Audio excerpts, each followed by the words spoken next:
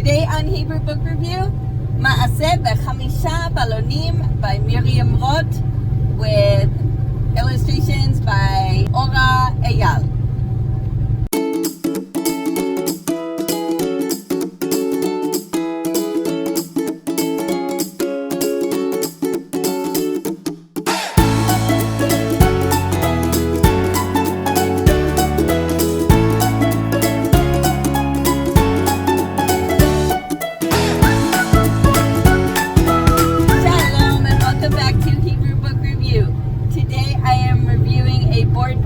Called Ma'aseh Ba-chamishah Balonim by Miriam Roth, and it has illustrations by Ora Eyal. I cannot for the life of me remember where I got this book. So this is of course a children's book. We can see that the version that I have, which was the only one that I saw available, and it's a board book. Sorry, I know I've got weird shadows. This book was written for Israeli kids in 1974, and basically anyone who was a kid after that considers it a classic. They all know the book, and they all, it makes me think of like Goodnight Moon, how in English and in the United States, there's no kid who doesn't know Goodnight Moon, and it seems to be that there's no Israeli kid who doesn't know this book. It is 0% religious, and it is, it's basically all about a bunch of kids and a bunch of balloons, so there's no religious content at all in it. The font is a very typical Times New Roman font, basically the typical one that you see in newspapers and books and stuff, but it's very, very small, and I believe that's because the book was originally created as a larger book. If you've seen other book reviews of mine, every time I talk about a board book, I say the same thing. I'm not 100% sure, but it seems that the books with regular soft pages were bigger. And so I believe that when they made those books into board books, for some reason they're smaller. I don't know why that is. There's got to be some reason. And so basically what they did was they just shrunk the pages down. Well, that's all fine and dandy for the artwork, but what it does is it makes all of those books have super small fonts, maybe a little too small to read. They can be pretty difficult to read. It's written in Ktiv Chaser, which is the traditional spelling, and which is very typical of children's books, and there is no cursive at all. So if your child can read print letters but does not know cursive yet, they will not have any trouble with it. So as with any book, I I feel like a broken record. I say the same thing about all children's books. You can read this book two different ways. You can either the parent can read the book to the child and talk about everything that's going on, or you can wait until the child is old enough and knows how to read Hebrew, and then they can read it. But whoever is doing the reading needs to know all of their letters and nikud, and they need to be able to read sentences.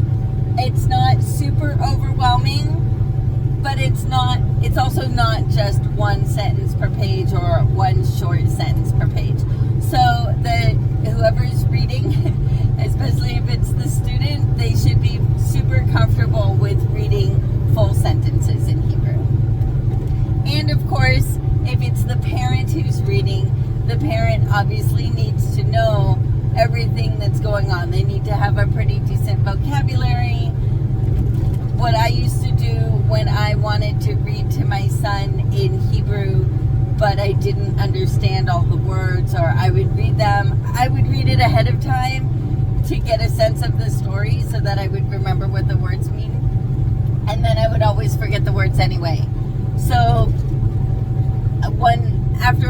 what I learned to do is make myself a little cheat sheet of the words in order so that I could quickly just go and remind myself what that word means so that I could, so that I could help my son understand the story and help it flow, because my vocabulary was bigger than his, but I don't have a native like vocabulary, it's much bigger now than it was when I was reading, when I started reading Hebrew books to my son.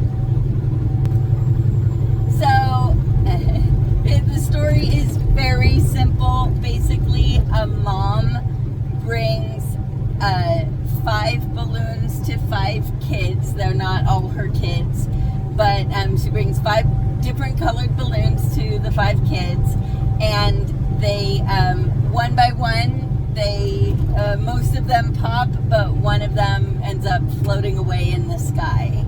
And so, like one falls onto a rose bush and gets a thorn stuck in it. One kid just like over fills it, he's blowing it up and it fills too much and it pops. One kid, the cat, gets to it. I can't remember all of them, but yeah, so each one ends up popping. The artwork is really interesting. It's mostly black and white, except for the balloons. And whatever balloon is there, that balloon is in color. So it's kind of interesting. Of course, back in the 70s, it was a lot more common, I think, for children's books to be black and white, or black and white with one color on the page or something like that. But I think it really works well, even in this day and age, where I think of all of my son's books when he was a little bit younger, they were just popping with color. It was, bright colors all over the page. I mean, from edge to edge. And that's kind of what he's used to, but he still really enjoyed the book and the illustrations. So even though the illustrations are in black and white, they hold up to the standards of today's kids. So it's a nice little story. It's basically about, all good things come to an end. Every balloon, what kid doesn't love balloons? I don't know any kid who doesn't love balloons. But of course, they all either shrivel up, or they pop, or they float away. And so it's really interesting. One of my teachers, and Toda Rabba Ruti, she says that the second kid, his name is Roni Ron. So here's Roni Ron. And according to my teacher, Ruti Tartut, after Roni Ron's balloon pops, the mom says to him, Al titzta'er Roni Ron, ze sofo shel kol balon. And that means, don't be sad, don't be sorry, don't despair, Roni Ron. That's the end of every balloon. And what my teacher Ruti says is that you'll hear all kinds of kids, whenever their balloon pops, that's what they say. They say, ze sofo shel kol balon. That's the end of every balloon. To them, a book like this has kind of helped those kids deal with the fact that balloons pop all the time, and that's the end of every balloon. And I love it, because I think of the fact that a lot of kids do get super sad when something happens to their balloon, especially if it floats away. But to have a book that so many, basically the entire country knows this book. If they grew up in Israel, they know it, and they know that every balloon has its end. And so my son is super sensitive. He really gets upset whenever he's watching a movie or reading a book where people are angry at each other. He really does not like conflict in a book, and he gets sad pretty easily, or at least he used to when he was much younger. So when he and I read this book together, I was worried that he was going to be get really sad at the end of every balloon. But no, he really didn't, and he really liked the book. So I can't remember how old he was. It must have been one of the earliest books that we read together. He must have been maybe 7 years old, and but he really liked it. Learning to accept the loss of something material like a balloon. It's not a huge thing. It's an item. It's not a person or a beloved pet. I think that's a good message to give to kids, that, sometimes we get a balloon or we get a toy and then it breaks or it pops, or we lose it or whatever, and we need to learn how to deal with it. So it's a nice, it's a nice book with a nice message. And I love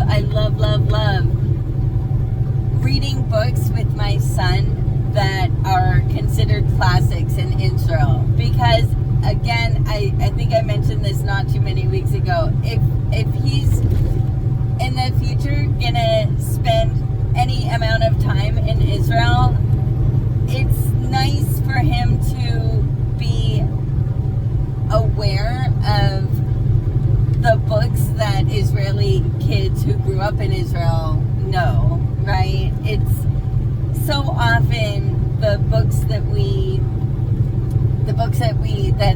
a whole generation read as children, they come up again in popular culture, and it just really helps you kind of fit in with people, even if he doesn't move to Israel. Spending a lot of time there, I'm hoping he'll have Israeli friends, and so it will help him fit in a little bit if he knows the stuff that they know, right? Like the books, the characters, other stuff like Bamba, the national Israeli snack, all kinds of stuff like that. The more that a child or even an adult person gets to know the things that Israeli children grow up with, the better that we understand their culture, and the better that we can understand things that they might say that are related to things from their childhood. So my only problem with the book is that the type is so small. I mean, look at the size of my finger and look at the size of that print. It's very, very, very small. So if it's too small for you or your child, one thing that you can do, this is what I did. I don't know if I necessarily did it with this book, but I've done it with a lot of books that have been converted to board books, is that I basically make a photocopy of the book and I enlarge it. And so however you can do that, of course, if you need to go to like a FedEx office or a place like that, it's very easy on their professional machines. But a lot of all-in-one printers will also do it. I know most of the printers that I've ever had to use also do that. Or if you can scan it and then just print the picture that you scanned, then that can usually print to a full page size. So whatever you got to do to make it bigger, that can be really helpful to make it easier for the little eyes to see all of the words and all of the nikud. The biggest problem to me with the small letters is usually the nikud, because the nikud is often really difficult to distinguish. Sometimes sere, which is the 2 dots, will look like a patach, which is the straight line across, or even like the segol, which is the 3 dots in a triangle, will look like a kamatz, which is the little T looking ah sound. And so not only that, but then also like the difference between a dalet and a resh, or a kaf and a bet, that can be hard to see if the letters are too small, especially for young eyes who are still getting used to the Hebrew alphabet. So, I love this book. It was a lot of fun to read. The pictures are beautiful. And, you know, being able to read a book that Israeli kids all know is always a blessing. So, that's it for today. If you have any questions or feedback, please let me know in the comments. And if you have any book that you'd like me to review, please leave that in the comments and I will do my best to find it and make a video about it. Hit like if you enjoyed this video and subscribe and hit the notification bell if you want to see more. Lehitraot bapa'am haba'ah. See you next time.